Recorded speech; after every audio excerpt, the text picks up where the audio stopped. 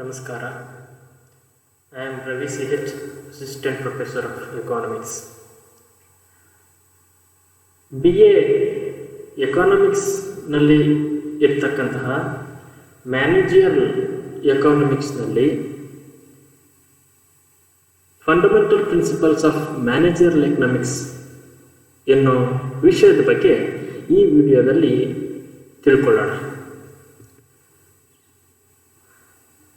ಅರ್ಥಶಾಸ್ತ್ರದ ಮೂಲಭೂತ ಪರಿಕಲ್ಪನೆಗಳು, ತತ್ವಗಳು ಯಾವ್ಯಾವು ಅಂತ ಹೇಳಿದ್ರೆ opportunity cost principle, discount principle, time perspective principle, equi marginal principle. ಇವುಗಳು ನಿರ್ವಹಣಾ ಅರ್ಥಶಾಸ್ತ್ರದಲ್ಲಿರ್ತಕ್ಕಂತಹ ಮೂಲಭೂತ ಪರಿಕಲ್ಪನೆಗಳು, fundamental principles of managerial economics. ಇವುಗಳು ಏನಕ್ಕೆ ನಾವು ಅಧ್ಯಯನ ಮಾಡಬೇಕು ನಿರ್ವಹಣಾ ಅರ್ಥಶಾಸ್ತ್ರದಲ್ಲಿ, ಮ್ಯಾನೇಜರಲ್ ಎಕನಾಮಿಕ್ಸ್ ಅಲ್ಲಿ ಅಂತ ಹೇಳಿದ್ರೆ, why should we study these principles in managerial economics ಅಂದರೆ, ನಿರ್ವಹಣಾ ಅರ್ಥಶಾಸ್ತ್ರ ಉತ್ಪಾದನೆಯ ಬಗ್ಗೆ, ನಿರ್ವಹಣೆಯ ಬಗ್ಗೆ ತಿಳಿಸ್ಕೊಡ್ತದೆ. ಹೆಚ್ಚಿನದಾಗಿ ಉದ್ಯಮದಲ್ಲಿ ಸರಿಯಾದ ನಿರ್ಣಯವನ್ನು ಕೈಗೊಳ್ಳಬೇಕಾಗ್ತದೆ, ಉತ್ಪಾದನೆಯ ಪ್ರಕ್ರಿಯೆಯಲ್ಲಿ ಸರಿಯಾದ ನಿರ್ಣಯಗಳನ್ನು ಕೈಗೊಳ್ಳಬೇಕಾಗ್ತದೆ. ಅದಕ್ಕೋಸ್ಕರ ಬಹಳ ಮುಖ್ಯವಾದ, ಪ್ರಮುಖವಾದ, ನಿರ್ದಿಷ್ಟವಾದ ನಿರ್ಣಯವನ್ನು ಕೈಗೊಳ್ಳಬೇಕಾದಂತಹ ಸಂದರ್ಭ ಇರ್ತದೆ. ಏನಕ್ಕಪ್ಪ ಅಂತ ಹೇಳಿದ್ರೆ, ಭವಿಷ್ಯವನ್ನು ನಾವು ಪ್ರಿಡಿಕ್ಟ್ ಮಾಡೋಕ್ಕಾಗಲ್ಲ, ಅನಿಶ್ಚಿತತೆಯಿಂದ ಕೂಡಿರ್ತದೆ, ಅನ್ಸರ್ಟೆಂಟಿಯಿಂದ ಕೂಡಿರ್ತದೆ. ಆ ಅನ್ಸರ್ಟೆಂಟಿ ಕಾಲಘಟ್ಟಕ್ಕೆ ಸಂಬಂಧಪಟ್ಟಂತೆ, ಅಂದರೆ ಭವಿಷ್ಯತ್ತಿಗೆ ಸಂಬಂಧಪಟ್ಟಂತೆ ಸೂಕ್ತವಾದ ನಿರ್ಣಯಗಳನ್ನು ಉತ್ಪಾದನಾ ಪ್ರಕ್ರಿಯೆಯಲ್ಲಿ, ಉದ್ಯಮದಲ್ಲಿ ತೆಗೆದುಕೊಳ್ಬೇಕಾಗ್ತದೆ. ಹಾಗಾಗಿ ಆ ನಿರ್ದಿಷ್ಟವಾದಂತಹ, ನಿಖರವಾದಂತಹ ನಿರ್ಣಯಗಳನ್ನು ಕೈಗೊಳ್ಳಲು ಈ fundamental principles of managerial economics ಅಂತ ಏನು ಹೇಳಿದ್ರು, ಇವು ಅನುಕೂಲ ಬರ್ತವೆ. ಅಂತಹ ಮೂಲಭೂತ ತತ್ವಗಳಲ್ಲಿ ಬಹಳ ಪ್ರಮುಖವಾದಂತಹ ತತ್ವ ಯಾವುದಪ್ಪ ಅಂತ ಹೇಳಿದ್ರೆ ಆಪರ್ಚುನಿಟಿ ಕಾಸ್ಟ್ ಪ್ರಿನ್ಸಿಪಲ್, ಅವಕಾಶ ವೆಚ್ಚ ತತ್ವ. ಈ ಅವಕಾಶ ವೆಚ್ಚ ತತ್ವ ಅಂದ್ರೆ ಏನು, ಇದು ಹೇಗೆ ಉದ್ಯಮದಲ್ಲಿ ನಿರ್ಣಯಗಳನ್ನು ಕೈಗೊಳ್ಳೋದಕ್ಕೆ ಸಹಾಯಕ್ಕೆ ಬರ್ತದೆ ಅನ್ನೋದನ್ನ ತುಂಬ ವಿವರವಾಗಿ, ಬಹಳ ಸ್ಪಷ್ಟವಾಗಿ ತಿಳ್ಕೊಳ್ಳೋಣ. Opportunity cost in economics can be defined as benefits or value missed out by business owners, small businesses, organization, investors, or an individual because they choose to accomplish or achieve anything else.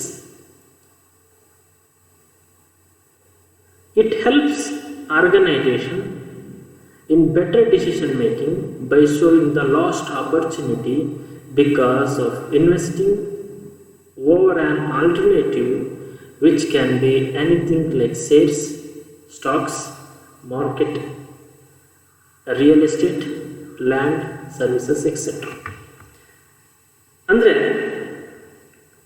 ಒಂದು ವಸ್ತುವನ್ನು ಉತ್ಪಾದನೆ ಮಾಡುವಾಗ ಮತ್ತೊಂದು ವಸ್ತುವಿನ ಉತ್ಪಾದನೆಯ ತ್ಯಾಗವನ್ನು ಮಾಡ್ತೀವಲ್ಲ, ಅದನ್ನು ಅವಕಾಶ ವೆಚ್ಚ ತತ್ವ ಅಂತ ಕರಿತೀವಿ. ಮತ್ತೊಂದು ವಸ್ತುವಿನ ಉತ್ಪಾದನೆಯ ತ್ಯಾಗದ ಪ್ರಮಾಣವನ್ನು ಆಪರ್ಚುನಿಟಿ ಕಾಸ್ಟ್ ಪ್ರಿನ್ಸಿಪಲ್ ಅಂತ ಕರಿತೀವಿ. ಅಂತೇಳಿದ್ರೆ, 1 ಎಕರೆ ಲ್ಯಾಂಡ್ ಇರ್ತದೆ ಅಂತ ಹೇಳಿದ್ರೆ, ಆ ಲ್ಯಾಂಡಲ್ಲಿ 2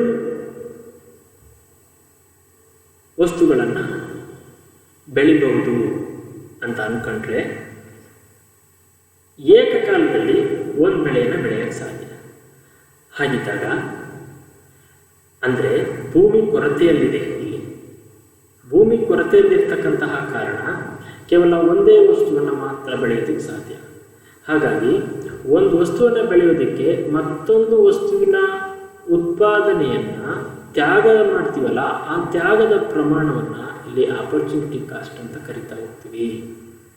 ಅಂತಂದರೆ it is clearly said that opportunity cost in economics can be defined as benefits or value missed out by business owners, small businesses, organization, investors. ಉತ್ಪಾದನೆಯ ವಿವಿಧ ಕರ್ತೃಗಳಾದಂತಹ ಬಿಸ್ನೆಸ್ ಓನರ್ಸ್ ಆಗಿರ್ಬೋದು, ಸ್ಮಾಲ್ ಬಿಸ್ನೆಸ್ ಆಗಿರ್ಬೋದು, ಆರ್ಗನೈಸೇಷನ್ ಆಗಿರ್ಬೋದು, ಇನ್ವೆಸ್ಟರ್ಸ್ ಆಗಿರ್ಬೋದು ಅಥವಾ individuals ಆಗಿರ್ಬೋದು,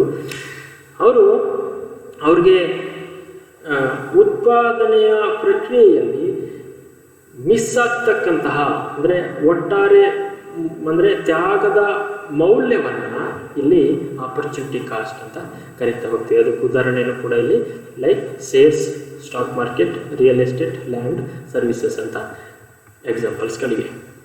ಹಾಗಾದರೆ ಏನಕ್ಕಪ್ಪ ಆಪರ್ಚುನಿಟಿ ಕಾಸ್ಟು ಇಷ್ಟೊಂದು ಪ್ರಾಮುಖ್ಯತೆಯನ್ನು ಪಡೆದಿದೆ ಅಂತ ಹೇಳಿದ್ರೆ, ಈಗ ನಮಗಿರ್ತಕ್ಕಂತಹ ಲ್ಯಾಂಡ್ ಇದೆಯಲ್ಲ, ಇದು ಸ್ಕೇರ್ಸಿಟಿಯಿಂದ ಕೂಡಿದೆ, ಅಂದರೆ ಕೊರತೆಯಿಂದ ಇದೆ. ಒಂದೇ ಒಂದು ಎಕರೆಯಲ್ಲಿ ಎರಡು ಬೆಳೆಯನ್ನು ಬೆಳೆಯೋದಕ್ಕಾಗಲ್ಲ, ಒಂದೇ ಬೆಳೆಯನ್ನು ಬೆಳೆಯೋದಕ್ಕೆ ಸಾಧ್ಯ. ಹಾಗಿದ್ದಾಗ ಈ ಆಪರ್ಚುನಿಟಿ ಕಾಸ್ಟ್ ಪ್ರಿನ್ಸಿಪಲ್ ಭಾಳ ಪ್ರಮುಖವಾದ ಮಹತ್ವವನ್ನು ಪಡ್ಕೊಂಡಿದೆ. ಅಂತ ಹೇಳಿದ್ರೆ, ನಮ್ಮ ಹತ್ರ ಇರ್ತಕ್ಕಂತಹ ರಿಸೋರ್ಸಸ್ ಇದೆಯಲ್ಲ, ಅದು ಲಿಮಿಟೆಡಿಂದ ಕೂಡಿದೆ. Okay, every time you make a choice about how to use them, ರಿಸೋರ್ಸಸ್ಸನ್ನು how to use them, you are also choosing to forgo other options. Economists use the term opportunity cost to indicate what must be given up to obtain something that's desired.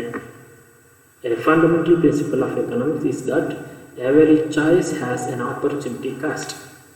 The idea behind opportunity cost is that the cost of one item is the lost opportunity to do or consume something else. In short, opportunity cost is the value of next best alternative. Opportunity cost ಅಂತ ಹೇಳಿದ್ರೆ next best ಆಲ್ಟರ್ನೇಟಿವ್ನ value ಆಗಿದೆ ಅಂತ ಇಲ್ಲಿ opportunity ಕಾಸ್ಟನ್ನು ಅರ್ಥ ಮಾಡ್ಕೋಬೋದಾಗಿದೆ. ಅಂದರೆ ಬಹಳ ಸ್ಪಷ್ಟವಾಗಿ ಅರ್ಥ ಮಾಡ್ಕೋಬೇಕು ಅಂತ ಹೇಳಿದ್ರೆ, ಆಪರ್ಚುನಿಟಿ ಕಾಸ್ಟ್ ಅಂತ ಹೇಳಿದ್ರೆ ನಮಗೆ ಎರಡು ಆಪ್ಷನ್ಸ್ ಇದೆ. ಒಂದು ಭತ್ತವನ್ನು ಬೆಳಿಬೇಕು, ಇಲ್ಲ ಅಂತ ಹೇಳಿದ್ರೆ ಒಂದು ಎಕರೆ ಭೂಮಿಯಲ್ಲಿ ಭತ್ತವನ್ನು ಬೆಳಿಬೇಕು, ಇಲ್ಲ ಅಂತ ಹೇಳಿದ್ರೆ ಕಬ್ಬನ್ನು ಬೆಳಿಬೇಕು. ನಾವು ಕಬ್ಬನ್ನು ಬೆಳಿತೀವಿ ಅಂತ ಹೇಳಿದ್ರೆ ಭತ್ತವನ್ನು ತ್ಯಾಗ ಮಾಡ್ತಾ ಇದ್ವಿ ಅಂತ ಹೇಳಿದ್ರೆ ಇಲ್ಲಿ ಆಪರ್ಚುನಿಟಿ ಕಾಸ್ಟ್ ಯಾವುದು ಅಂತ ಹೇಳಿದ್ರೆ ಭತ್ತ. ಓಕೆ, ಮತ್ತು opportunity cost are the cost of the next best alternative for one. Therefore, we can deduce two important aspects. ಅವ್ಯಾವಪ್ಪ ಅಂತ ಹೇಳಿದ್ರೆ, the opportunity cost of A product are only the best alternative for gone and not any other alternative. ಇವಾಗ ಒಂದು ಎಕರೆ ಭೂಮಿಯಲ್ಲಿ ಹಲವಾರು ವಿವಿಧ ಬೆಳೆಗಳನ್ನು ಬೆಳಿಬೋದು. ಆದರೆ ಆಪರ್ಚುನಿಟಿ ಕಾಸ್ಟಲ್ಲಿ ಏನು ಹೇಳ್ತಾರೆ ಅಂತ ಹೇಳಿದ್ರೆ ಬೆಸ್ಟ್ ಆಲ್ಟರ್ನೇಟಿವ್ ಅಂತ ಹೇಳ್ತಾರೆ. ಎನಿ ಅದರ್ ಆಲ್ಟರ್ನೇಟಿವ್ ಅಲ್ಲ, ಬೇರೆ ಬದಲಿ ವಸ್ತುಗಳನ್ನ ಬೆಳೆಯೋದಲ್ಲ, ಬದಲಾಗಿ ಬೆಸ್ಟ್ ಆಲ್ಟರ್ನೇಟಿವ್, ಉತ್ತಮವಾದಂತಹ ಬದಲಿ ವಸ್ತು ಯಾವುದು ಅಂತ. Okay, this cost are viewed as the next best alternative goods that we can produce with the same value of factors which are more or less than the same. Next best alternative ಅಂತ ಹೇಳಿದ್ರೆ, ಒಂದು ವಸ್ತುವನ್ನು ಉತ್ಪಾದನೆ ಮಾಡೋದಕ್ಕೆ ಬೇಕಾಗಿರ್ತಕ್ಕಂತಹ factors of production ಏನಿದೆ, ಅದೇ ಪ್ರಮಾಣದಲ್ಲಿ ಅದೇ ಕ್ವಾಂಟಿಟಿ ಆಫ್ ಫ್ಯಾಕ್ಟರ್ಸ್ ಆಫ್ ಪ್ರೊಡಕ್ಷನಲ್ಲಿ ನೆಕ್ಸ್ಟ್ ಬೆಸ್ಟ್ ಆಲ್ಟರ್ನೇಟಿವ್ ಪ್ರಾಡಕ್ಟನ್ನು ಉತ್ಪಾದನೆ ಮಾಡುವ ಸಾಧ್ಯತೆ ಇದೆಯಲ್ಲ, ಅದನ್ನು ನಾವು ನೆಕ್ಸ್ಟ್ ಬೆಸ್ಟ್ ಆಲ್ಟರ್ನೇಟಿವ್ ಅಥವಾ ಆಪರ್ಚುನಿಟಿ ಕಾಸ್ಟ್ನ ಅಂಶ ಅಂತ ತೆಗೆದುಕೊಳ್ಬೋದು. ಹಾಗಾದರೆ how to calculate the opportunity cost ಅಂತ ಹೇಳಿದ್ರೆ, we have a formula for that. Formula of a opportunity cost is equal to return of investment from the best option available minus return of investment from the chosen option. ನಮಗಿರ್ತಕ್ಕಂತಹ best option available, ನಮಗಿರ್ತಕ್ಕಂಥ best option minus ನಾವು ಯಾವ ಆಪ್ಷನನ್ನು choose ಮಾಡೋದು. This is equal to opportunity cost. This is the formula for calculating opportunity cost. So some of the examples we have for the opportunity cost principle. Let's see what are those. So a farmer has a 2 piece of land on which he can grow wheat or rice. wheat ಮತ್ತು ರೈಸನ್ನು, ಗೋಧಿ ಮತ್ತು ಭತ್ತವನ್ನು, ರೈಸನ್ನು, ಅಕ್ಕಿಯನ್ನು ಬೆಳೆಯೋದಕ್ಕೆ ಸಾಧ್ಯತೆ ಇದೆ. ಒಂದು piece of ಲ್ಯಾಂಡಲ್ಲಿ, 1 ಎಕರೆ ಅಂತ ತೆಗೆದುಕೊಳ್ಳೋಣ. ಸೊ ಅದರಲ್ಲಿ if he chooses to grow wheat, then he cannot grow rice and vice versa. ಆ ಭೂಮಿಯಲ್ಲಿ ಒಂದು ಭತ್ತವನ್ನು ಬೆಳಿಬೇಕು, ರೈಸನ್ನು ಬೆಳೆಯೋದನ್ನು ಬಿಟ್ಟುಬಿಡಬೇಕು, ತ್ಯಾಗ ಮಾಡಬೇಕು. ಇಲ್ಲ ರೈಸನ್ನು ಬೆಳಿಬೇಕು, ಗೋಧಿಯನ್ನು ಬೆಳೆಯೋದನ್ನು ತ್ಯಾಗ ಮಾಡಬೇಕು. ಇದು options. Okay, hence the opportunity cost for rice is the wheat crop that he forgoes. The following diagram explain this. ಅಂತ ಹೇಳಿದ್ರೆ ನೆಕ್ಸ್ಟ್ ಡಯಾಗ್ರಾಮ್ ಇದೆ, ಅದಕ್ಕೆ ನೋಡ್ತಾ ಹೋಗೋಣ. ಅಂತ ಹೇಳಿದ್ರೆ ರೈಸ್ನ ಆಪರ್ಚುನಿಟಿ ಕಾಸ್ಟ್ ಏನು ಅಂತ ಹೇಳಿದ್ರೆ, ವೀಟ್ ಬೆಳೆಯೋದನ್ನು, ಗೋಧಿ ಬೆಳೆಯೋದನ್ನು ನಾವು ತ್ಯಾಗ ಮಾಡಿದ್ವಲ್ಲ, ಅದೇ ಗೋಧಿಯ ತ್ಯಾಗದ ಪ್ರಮಾಣವೇ ರೈಸ್ನ ಆಪರ್ಚುನಿಟಿ ಕಾಸ್ಟ್ ಅಂತ. ಅರ್ಥ ಆಯ್ತಾ? ಓಕೆ, ಇಲ್ಲಿ ಈ ಡಯಾಗ್ರಾಮ್ ಮೂಲಕ ನಾವು ಒಂದು ಆಪರ್ಚುನಿಟಿ ಕಾಸ್ಟ್ ಪ್ರಿನ್ಸಿಪಲ್ನ ಅರ್ಥ ಮಾಡ್ಕೊಳ್ತಾ ಹೋಗ್ಬೋದು. ಆ ಡಯಾಗ್ರಾಮ್ ಏನು ಹೇಳ್ತದೆ, ಈ ಡಯಾಗ್ರಾಮ್ ಏನು ಹೇಳ್ತದೆ ಅಂತ ನೋಡೋಣ. ಇಲ್ಲಿ ಎ ಮತ್ತು ಬಿ ಅನ್ನೋ ಎರಡು ಕಾಂಬಿನೇಷನ್ನ, ಸಂಯೋಜನೆಯನ್ನು ನೋಡ್ತಾ ಹೋಗಿದ್ವಿ. ಓಕೆ, ಓ ಎಕ್ಸ್ ಆಕ್ಸಿಸ್, ಓ ವೈ ಆಕ್ಸಿಸನ್ನು ಗಮನಿಸಿರಿ. ಓ ಎಕ್ಸ್ ಆಕ್ಸಿಸ್ ರೈಸನ್ನು ರೆಪ್ರೆಸೆಂಟ್ ಮಾಡುತ್ತೆ, ಓ ವೈ ಆಕ್ಸಿಸು ವೀಟನ್ನು ರೆಪ್ರೆಸೆಂಟ್ ಮಾಡ್ತಾ ಇದೆ ಇಲ್ಲಿ.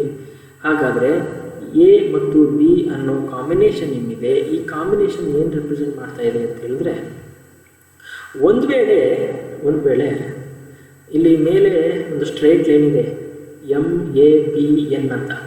ಆ ಲೈನ್ ಇದೆಯಲ್ಲ, ಎಮ್ ಎನ್ ಅನ್ನೋ ಲೈನು, ಏನು ರೆಪ್ರೆಸೆಂಟ್ ಮಾಡುತ್ತೆ ಅಂತ ಹೇಳಿದ್ರೆ, ಉತ್ಪಾದನಾ ಸಾಧ್ಯತೆ ರೇಖೆ ಅಂತ ಹೇಳಿದ್ರೆ, ಇಲ್ಲಿ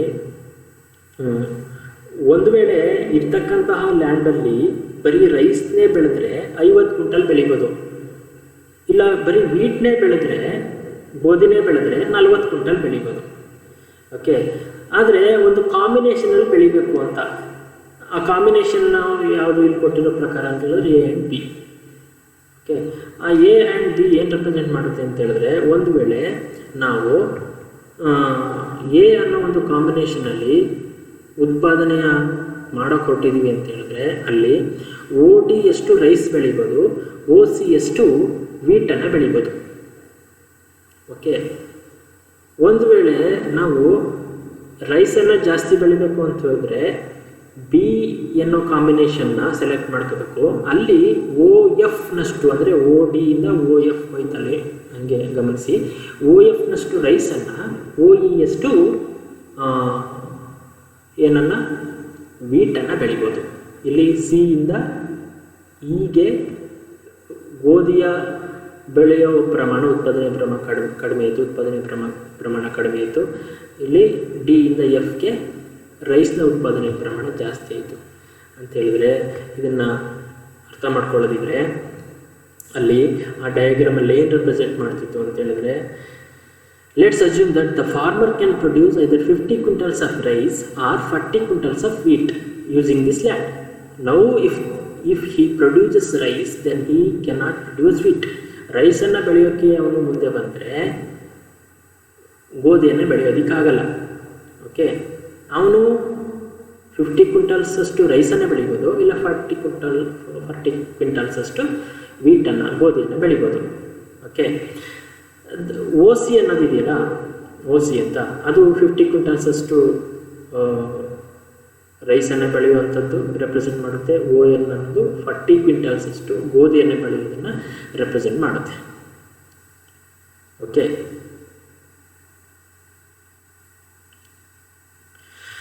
the farmer can choose to produce any combinations of two crops along with curve Mn, production possibility curve, let's say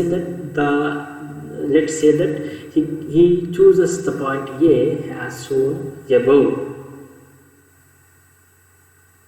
He produces OD amount of rice and OC amount of wheat. Subsequently, he decides he shift to point B. Now he has to reduce the production of wheat from OC to OE in order to increase the production of rice from OD to OF. Therefore, the OC of DF amount of rice is CE amount of wheat. ಈ ಡಯಾಗ್ರಾಮಲ್ಲಿ ಹಾಗೆ ನೋಡ್ತಾ ಇರಿ, D ಎಫ್ನಷ್ಟು ರೈಸನ್ನು increase ಮಾಡ್ಕೋಬೇಕು ಬೆಳವಣಿಗೆ ಉತ್ಪಾದನೆಯ ಪ್ರಮಾಣವನ್ನು ಅಂತ ಹೇಳಿದ್ರೆ ಸಿ ಇನಷ್ಟು ಗೋಧಿಯ ಉತ್ಪಾದನೆಯ ಪ್ರಮಾಣವನ್ನು ತ್ಯಾಗ ಮಾಡಬೇಕು. ಓಕೆ, ಹಾಗಾದರೆ ಡಿ ಎಫ್ನ ಉತ್ಪಾದನೆಯ ಅವಕಾಶ ವೆಚ್ಚ ಎಷ್ಟು ಅಂತ ಹೇಳಿದ್ರೆ, ರೈಸ್ನ ಅವಕಾಶ ವೆಚ್ಚ ಎಷ್ಟು ಅಂತ ಹೇಳಿದ್ರೆ ಸಿ ಇ, ಇದು ಆಪರ್ಚುನಿಟಿ ಕಾಸ್ಟ್.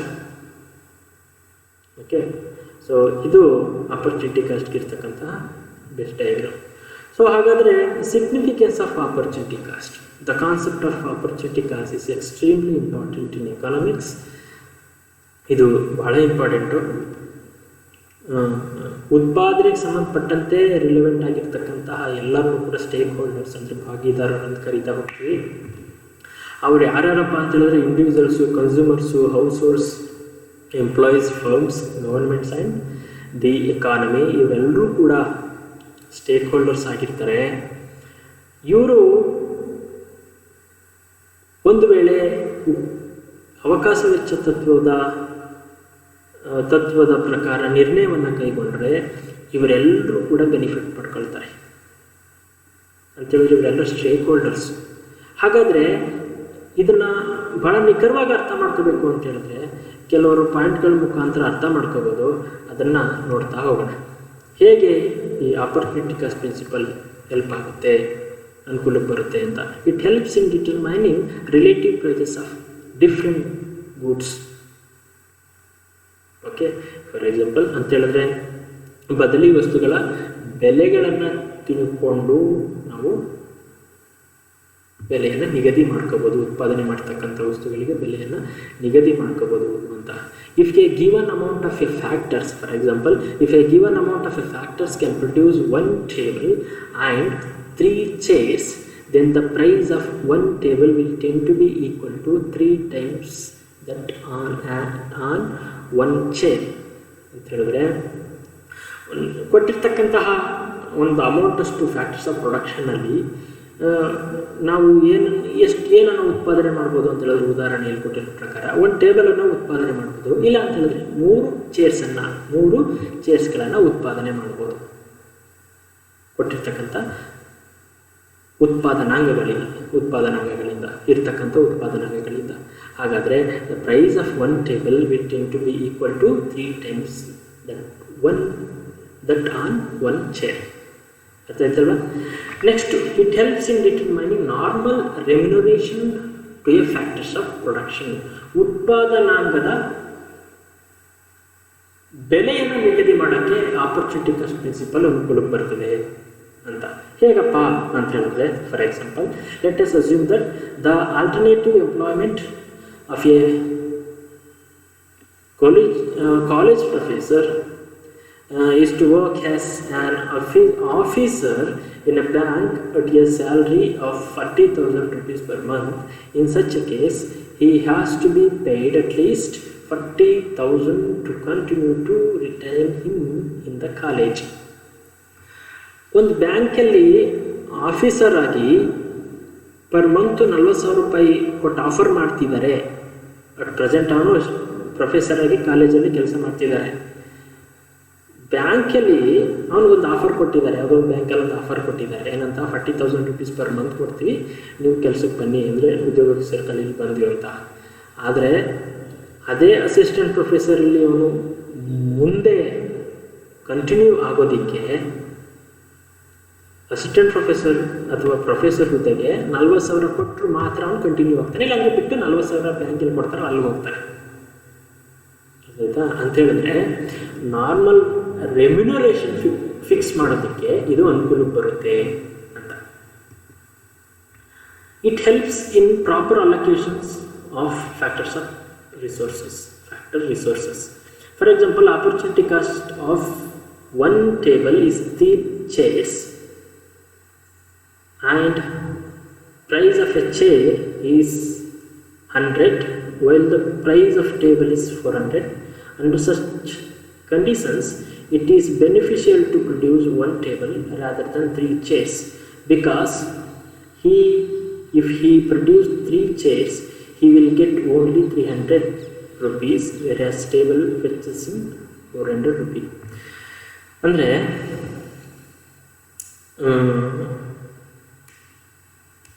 ಇದರ ಅರ್ಥ ಏನು ಅಂತ ಹೇಳಿದ್ರೆ, ಒನ್ ಟೇಬಲ್ಲು ಮತ್ತು 3 ಚೇರ್ಸನ್ನು ಉತ್ಪಾದನೆ ಮಾಡಿದ್ರೆ ನಮ್ಗೆ ಎಷ್ಟು ಸಿಗುತ್ತಪ್ಪ ಅಂತ ಹೇಳಿದ್ರೆ 300 ರೂಪಾಯಿ ಸಿಗುತ್ತೆ. ಒಂದು ಅಂತ ಹೇಳಿದ್ರೆ ಪರ್ ಚೇರ್ 100 ರೂಪೀಸ್ ಥರ. ಒಂದು ಟೇಬಲನ್ನು ಉತ್ಪಾದನೆ ಮಾಡಿದ್ರೆ 400 ರೂಪೀಸನ್ನು ಗಳಿಸ್ಕೋಬೋದು. ಹಾಗಾದರೆ ಇರ್ತಕ್ಕಂಥ ಫ್ಯಾಕ್ಟರ್ಸ್ ಆಫ್ ರಿಸೋರ್ಸಸ್ಸನ್ನು, ಫ್ಯಾಕ್ಟರ್ಸ್ ಆಫ್ ಪ್ರೊಡಕ್ಷನನ್ನು ಯಾವುದ್ರ ಮೇಲೆ ಅಲೋಕೇಟ್ ಮಾಡ್ತಾನೆ, ಅದನ್ನು ಹೇಗೆ ಉಪಯೋಗಿಸ್ಕೊಳ್ತೀನಿ ಅಂತ. ಇಲ್ಲ ಅವನು ಟೇಬಲನ್ನು ಉತ್ಪಾದನೆ ಮಾಡೋದಕ್ಕೆ ಬಳಕೆ ಮಾಡ್ಕೊಳ್ತಾನೆ.